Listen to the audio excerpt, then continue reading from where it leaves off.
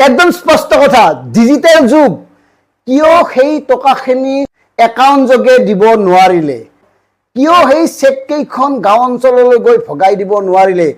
মানে 26ৰ নিৰ্বাচন আহিছে, ধামাকা দিব লাগে, গতিকে এই মানুহখিনিকে আনি জনসমাগম দেখুৱাই জনপ্ৰিয়তা প্ৰকাশ কৰিব লাগে, এয়াই অন্যতম লক্ষ্য। আৰু সেইকাৰণে এখন মিটিঙলৈ আই মাতৃসকলক বিভিন্ন ধৰণৰ প্ৰলোভন দি এনেকৈ মিটিঙলৈ অনা হয়। কি অৱস্থাত এওঁলোক থাকিবলগীয়া হৈছে, কিমান দুখ লগা অৱস্থা। আৰু এই আই মাতৃসকলৰ পুত্ৰসকলক কওঁ, যদি আছে এই আই মাতৃসকলৰ স্বামীসকলক কওঁ, যদি আছে, আপোনালোকৰ লাজ লগা নাই, বিবেক দংগন হোৱা নাই? এনেকৈ 10,000 টকাৰ কাৰণে এনেকৈ নৰিয়া দেহাৰে এগৰাকী মাতৃক মিটিঙলৈ পঠোৱা উচিত হৈছেনে? নিজকে এবাৰ প্ৰশ্ন কৰক। আৰু এই যে মিটিঙৰ আয়োজন কৰিছে, সেই আয়োজকসকলৰ পত্নীয়ে এনেকৈ মিটিঙলৈ আহিছেনে?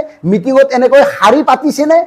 এইখন অসমত মন্ত্ৰী পত্নীয়ে লাখ টকীয়া নাইটি পিন্ধে, 20 লাখ টকীয়া ঘড়ী পিন্ধে, 7 লাখ টকীয়া হেণ্ডবেগ লয়, অথচ আমাৰ সাধাৰণ জনতাৰ আই মাতৃসকলক 10,000 টকাৰ প্ৰলোভন দি, মাহে 1250 টকাৰ প্ৰলোভন দি এই ধৰণে ব্যৱহাৰ কৰি আহিছে। কিমান লজ্জাজনক, কিমান দুৰ্ভাগ্যজনক কথা নিজে চিন্তা কৰক।